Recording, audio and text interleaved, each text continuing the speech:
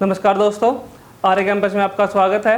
और मैं रोबिन त्यागी आज हिस्ट्री क्लास को प्रोसीड करते हुए आज नेक्स्ट क्लास में आपको हड़प्पा सभ्यता के बारे में बताने वाला हूं, तो थोड़ा ध्यान से देखेंगे।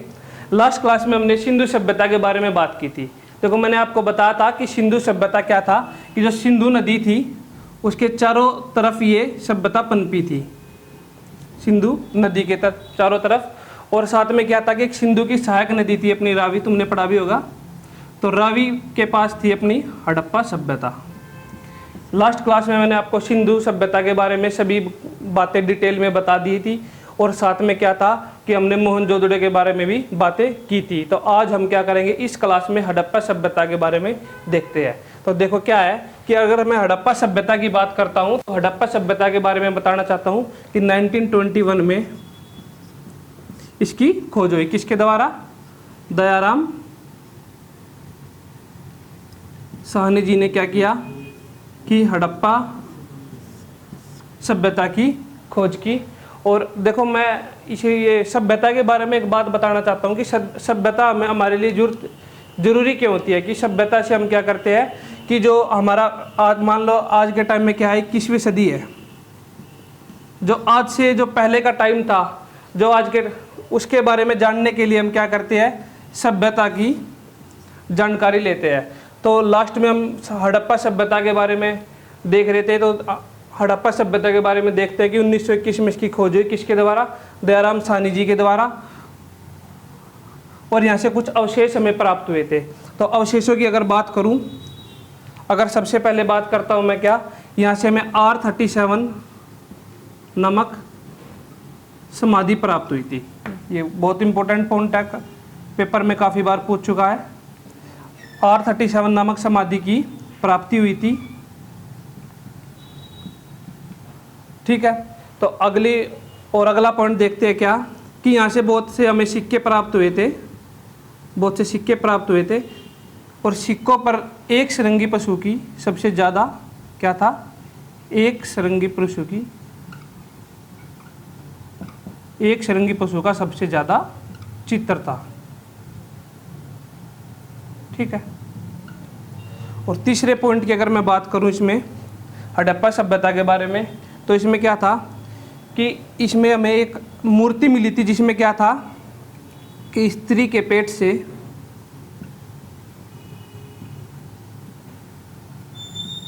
एक वृक्ष निकलते दिखाया गया था। तो इसे हमने क्या नाम दिया, तो स्त्री के पेट से एक वृक्ष की आकृति मिली थी, और जिसे हमने क्या दिया, जिसे हमने मातृ देवी का नाम दिया। लास्ट क्लास में हमने बात की थी क्या, कि अपनी जो सिंधु सभ्यता थी वो मातृस्थात्मक थी। क्या थी वो? मातृस्थात्मक। और इसीलिए हम बात भी कर रहे थे लास्ट क्लास में क्या, कि जितनी भी हमें मूर्तियाँ मिली थी, सबसे ज़्यादा महिलाओं की मूर्तियाँ मिली थी। इस बेस पे हमने जाना कि ये सभ्यता किस टाइप की थी, मातृस्थात्मक। और मैं अगर वैदिक सभ्यता की बात करता हूँ तो वो पितृस्थात्मक थी। और इन दोनों में थोड़ा सा डिफरेंस और करवाऊँ मैं, वैदिक सभ्यता में और इसमें सिंधु सभ्यता में। तो सिंधु सभ्यता थी अपनी शहरी, या नगरीय सभ्यता, और वैदिक सभ्यता थी अपनी ग्रामीण सभ्यता। तो इन दोनों को हमने क्या करना है कि इन दोनों के हमने डिफरेंस के बारे में जानना है। ठीक है।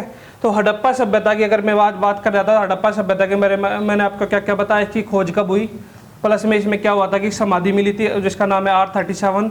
उसके बाद सिक्के पे सबसे ज़्यादा एक सरंगी पशु का चित्र था। प्लस में क्या था कि जो स्त्री के पेट से एक वृक्ष को निकलते हुए दिखाया गया था, जिसे हमने क्या दिया, मातृ देवी का नाम दिया। आगे देखते हैं इसके बारे में। और यह कैसी एक सभ्यता थी? यह एक मातृस्थात्मक सभ्यता थी। अगर मैं सिंधु सभ्यता, हड़प्पा सभ्यता के बारे में और बात करूं, तो जो अपना स्वास्तिक चिन्ह है वो हमें यहीं से प्राप्त हुआ था। स्वास्तिक चिन्ह भी हमें कहाँ से मिला था? हड़प्पा सभ्यता से। हड़प्पा सभ्यता की देन है स्वास्तिक चिन्ह। जैसे इस टाइप का आपने देखा भी होगा। ठीक है, उसके बाद अगर समाधि की बात करूं तो हड़प्पा सभ्यता में हमें कुछ अवशेष मिले हैं कि यहाँ पे हमें क्या कब्र मिली है, जिससे क्या था, देखो मैंने कल की क्लास में आपको बताया था कि मोहनजोदड़ो में क्या था, मोहनजोदड़ो से हमें क्या मिले थे, जलाने के साक्ष्य मिले थे, लेकिन हड़प्पा सभ्यता से हमें क्या मिलते हैं, कब्र के साक्ष्य। ये पॉइंट का आपके लिए काफ़ी इंपॉर्टेंट है। उसके बाद देखते हैं अब, और यहाँ से क्या सबसे बड़ी इमारतें थी इनकी, सबसे बड़ी इमारतें इनकी क्या प्राप्त हुई थी, यहाँ से हमें अन्नागार। लास्ट क्लास में मैंने बात की थी कि मोहनजोदड़ो से क्या मिला था हमें, स्नानागार, और अन्नागार की अगर बात करता हूँ तो वो कहाँ से मिले थे हमें, हड़प्पा सभ्यता से। तो ये मैंने आपको 5 से 6 पॉइंट कराए है किसके बारे में, हड़प्पा सभ्यता के बारे में, जो आपके पेपर के लिए काफ़ी इम्पोर्टेंट है। तो आप सभी इन्हें नोट डाउन करें।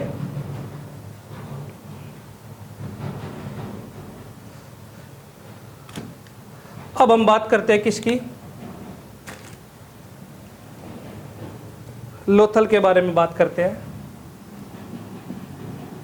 और पेपर में क्वेश्चन काफ़ी बार आता है हड़प्पा सभ्यता से रिलेटेड कि हड़प्पा सभ्यता के सबसे ज़्यादा साक्ष्य किस स्थान पे मिले। अगर मैं भारत की बात करूं तो गुजरात से मिले थे। ठीक है, ये पॉइंट आपको ध्यान रखना है। तो लोथल की अगर मैं बात करूं तो क्या था कि लोथल से हमें मिलते हैं क्या, बंदरगाह। बंदरगाह के साक्ष्य में कहाँ से मिलते हैं, लोथल से प्राप्त है। प्लस में क्या था, यहाँ जहाज बनाने के कारखाने भी मौजूद थे। जहाज बनाने के कारखाने भी कहाँ से प्राप्त हुए थे, लोथल से प्राप्त हुए। मतलब इसे हम बोलते हैं गोदीवाड़ा,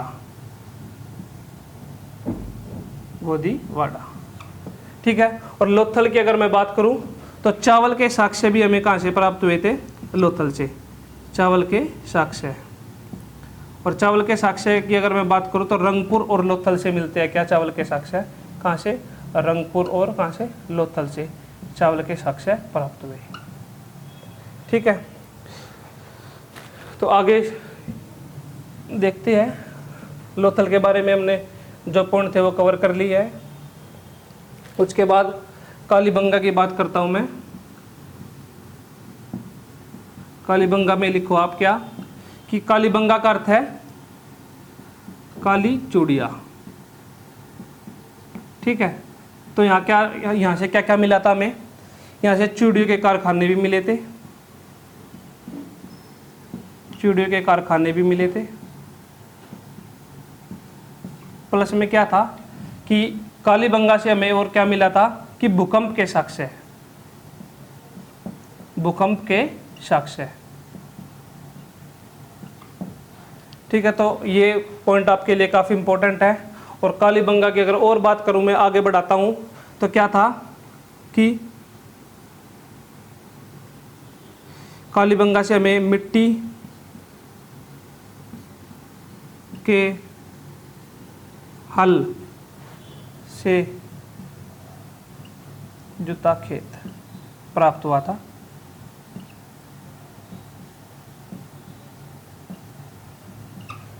ठीक है, और अगर देखो 2 क्वेश्चन आते हैं, देखो मिट्टी के हल की अगर मैं बात करूं तो वो हरियाणा में 2 सभ्यताओं के, हरियाणा में हड़प्पा सभ्यता के 2 स्थान थे। एक तो राखीगढ़ी था, राखीगढ़ी, और एक था बनावली। ठीक है, तो राखीगढ़ी की अगर बात करूं तो राखीगढ़ी से हमें क्या मिले थे, भूसे के अवशेष।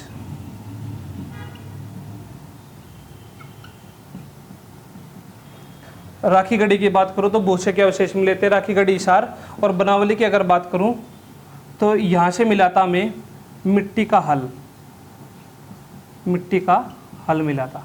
देखो यहाँ से 2 पॉइंट कवर होते हैं आपके कि अगर वो जुते हुए खेत के बारे में बात करता है वो कालीबंगा से इसके साक्ष्य मिले थे, अगर वो मिट्टी के हल के बारे में बात करता है तो वो कहाँ से मिला था, बनावली से। तो ये पॉइंट भी आपको काफ़ी ध्यान में रखने हैं। अगर मैं बात करूँ हड़प्पा सभ्यता के, हड़प्पा सभ्यता का वह स्थान जो सबसे पहले भारत में जिसकी अगर बात करता हूँ सबसे पहले मिला था तो वो रोपड़ था, पंजाब। इस स्थान पर सबसे पहले अवशेष मिले थे, किसके? हड़प्पा सभ्यता के। इसमें क्या था, इस पे अगर मैं इसके अवशेषों की बात करूं तो यहाँ से इसके साथ इसमें क्या था कि एक मृत व्यक्ति के साथ क्या दिखाया गया था? एक कुत्ते को दफनाया गया था। मृत व्यक्ति के साथ कुत्ते को दफनाया गया था।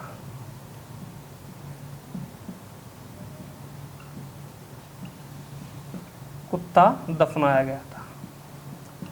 तो जितने भी हमारे मेन जो पॉइंट्स थे, जितने भी साइट्स थी जिनसे हमें कुछ ना कुछ साक्ष्य मिला है, हमने काफ़ी के बारे में जान लिया है। और अब आगे देखते हैं।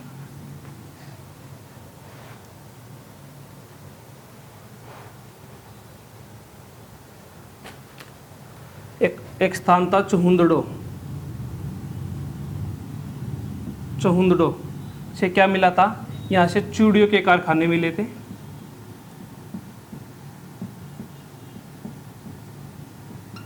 चूड़ियों के कारखाने व मन के बनाने के कारखाने।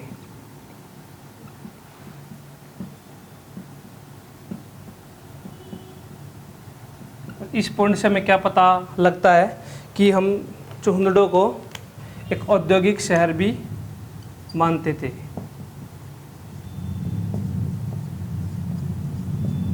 इसे औद्योगिक शहर के नाम से भी जाना जाता है, क्योंकि उस समय पे ऐसा था कि जो उद्योग थे वो इस शहर से रिलेटेड थे।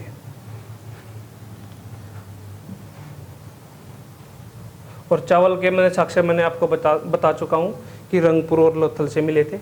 तो लास्ट में अगर मैं इसकी विनाश की अगर मैं बात करता हूँ, इस सभ्यता के अगर विनाश की बात करता हूँ, तो पहला पॉइंट हम बोलेंगे इसमें जलवायु परिवर्तन। क्या? जलवायु परिवर्तन। क्या हुआ कि उस समय पे क्या हुआ कि जलवायु में चेंज हुआ और जिसके कारण इस सभ्यता का विनाश हुआ। नंबर 2 की अगर मैं बात करूँ तो बाढ़ भी कह सकते हैं कि बाढ़ के कारण भी इस सभ्यता का विनाश हुआ। तो हमने सिंधु सभ्यता के बारे में काफ़ी कुछ जाना है। तो सिंधु सभ्यता के बारे में मैंने स्टार्टिंग से बताया था कि मेरी इससे पहली वीडियो जो है उसमें सिंधु सभ्यता की बारे में था और मोहनजोदड़ो के बारे में था कि नर्तकी की मूर्ति या उसमें मृतकों का टीला। तो सारा कुछ मैंने मोहनजोदड़ो के बारे में पिछली क्लास में बता चुका हूँ। और हड़प्पा सभ्यता के बारे में मैंने आपको इस क्लास में डिटेल से बता दिया है। हड़प्पा के बारे में बताया। आज हमने किस किस की बात की? हड़प्पा की बात की, फिर उसके बाद रोपड़ की भी बात करी, बनावली देखा, उसके बाद राखी गढ़ी के बारे में बात की हमने और लोथल के बारे में बात की। तो जो जितने भी साक्ष्य में इसके बड़े नगरों से प्राप्त हुए थे तो हमने वो अच्छे से आज देख लिए है। तो अभी मैं एक टेबल बनाता हूँ जिसमें क्या था कि इन शहरों के नाम प्लस में जिन्होंने इसकी खोज की और टाइम सन जो रहेगा कि जिस टाइम पे इनकी खोज हुई है, और लास्ट में क्या रहेगा कि खोजकर्ता का नाम। एक टेबल बनाता हूँ जो आपके लिए काफ़ी इंपॉर्टेंट है और काफ़ी बार उससे क्वेश्चन भी पूछता है। तो देखते हैं इसके टेबल को। अगर मैं हड़प्पा की बात करता हूँ तो इनकी दयाराम साहनी जी ने इनकी खोज की किस नदी के किनारे? रावी, और 1921। अगर मैं इनकी करंट लोकेशन के बारे में हड़प्पा की बात करूँ तो ये 2-3 स्थान थे, जैसे मोहनजोदड़ो हो गया, हड़प्पा हो गया, उसके बाद सुतकांगेडोर हो गया और उसके बाद चहुंदड़ो हो गया। ये सारे पाकिस्तान से रिलेटेड थे, मतलब पाकिस्तान में ये सारे स्थान थे। जिस टाइम पे भारत आज़ाद हुआ था तो क्या हुआ कि पाकिस्तान में ये सारे शहर, मतलब ये हड़प्पा के जितने भी नगर थे बड़े बड़े, सभी के सभी पाकिस्तान में थे। तो 1947 के बाद क्या हुआ कि भारत में भी क्या हुआ, इसकी खोज होनी स्टार्ट होगी। किसकी? अपनी सिंधु सभ्यता के बारे में खोज होना स्टार्ट हुआ। और उसके बाद क्या किया इन्होंने, जितने भी एरिया जो पाकिस्तान से लगता था, जैसे कि अपना पंजाब हो गया, हरियाणा हो गया, राजस्थान हो गया, तो इस एरिया में खुदाई स्टार्ट की। तो इस खुदाई को करने के बाद भारत में भी सिंधु सभ्यता के काफ़ी जो स्थान मिले थे, तो उनके बारे में हमने फिर बाद में डिटेलिंग की। और डिटेलिंग में मैंने अभी आपको बताया कि किस स्थान से क्या मिला था। तो ये सारा कुछ मैंने आपको बता दिया है। तो हड़प्पा की अगर मैं बात करूं तो हड़प्पा की खोज दयाराम साहनी जी ने की थी रावी नदी के तट पर 1921। ये मैंने बताया था, पहला ही पॉइंट था मेरी वीडियो का। उसके बाद नंबर 2 पे मैंने मोहनजोदड़ो के बारे में बात की थी। मोहनजोदड़ो की मैंने आपको बताया था कि इसकी एक ट्रिक बनवाई थी, जिसमें क्या था कि राख के बाद था उससे क्या बना था, राखलदास बनर्जी, और सिंधु नदी के किनारे 1922 में। उसके बाद लोथल की अगर मैं बात करता हूँ तो लोथल SR राव ने इसकी खोज की है, और भोगवा नदी के किनारे 1955 से 63 तक इसकी खोज हुई। लोथल अगर देखें पेपर में आता है कि लोथल जो स्थान है हड़प्पा सभ्यता से रिलेटेड कहाँ पे स्थित है, तो कहाँ है, गुजरात में। ठीक है, तो ये पॉइंट भी आपको ध्यान में रखना है। उसके बाद कालीबंगा को देखते हैं। अमलानंदन घोष ने इसकी खोज की थी, घग्गर नदी के किनारे है ये। और उसके बाद कब इसकी वो खोज हुई थी, 1953। अगर ये कालीबंगा के बारे में बात करूँ तो राजस्थान में है ये कालीबंगा। उसके बाद चहुंदड़ो के बारे में MG मुजमदार, और सिंधु नदी के किनारे पर स्थित है ये। चहुंदड़ो भी पाकिस्तान की तरफ है, बलूचिस्तान। 1931 में इसकी खोज हुई थी। रोपड़ की बात करूं तो रोपड़ YD शर्मा और सतलुज नदी के किनारे, और पंजाब, अगर रोपड़ आए तो पंजाब आंसर लगाना आपको। 1953 में इसकी खोज हुई थी। अब बनावली की अगर बात करता हूं तो फतेहाबाद, पता ही होगा आपको, मैंने बताया भी अभी, फतेहाबाद। और एक राखीगढ़ी था, राखीगढ़ी, और राखीगढ़ी कहाँ था, हिसार, हरियाणा। तो RS बिष्ट ने इनकी खोज की थी, हरियाणा, और 1973। और राखीगढ़ी की अगर बात करूँ तो 1963 इसका आंसर रहेगा। तो मैंने आज सभ्यताओं के बारे में आपको जितनी विस्तृत जानकारी दे दी है। लास्ट में मैंने सॉरी, इसमें क्या था कि मैंने आपको उनके खोजकर्ताओं के बारे में और इनकी नदियों के बारे में भी आपको डिटेलिंग से बता दिया है। तो मैंने जितने भी आपको पॉइंट कराए हैं, आप क्या करोगे कि जितने भी मैंने आपको पॉइंट कराए हैं अपनी वीडियो में, प्रीवियस वीडियो और इस वीडियो को अच्छे से देखोगे, और पार्ट 1 और पार्ट 2 के फॉर्म में आपको ये वीडियो मिलेगी, जिसमें आपको सिंधु सभ्यता के सभी जितने भी कन्फ्यूजन वाले पॉइंट थे वो सब क्लियर हो जाएंगे। अच्छे से तैयारी करते रहे, और जितना मैं आपको करा रहा हूँ अपनी वीडियो में, इसे आप नोट डाउन करके रखें, जिससे क्या हो गया, आने वाले पेपर में आपको बहुत हेल्प मिलेगी और आपका सिलेबस भी अच्छे से कवर होगा। तो इसलिए हमारे साथ जुड़े रहे, हमारे चैनल को सब्सक्राइब करें, लाइक करें।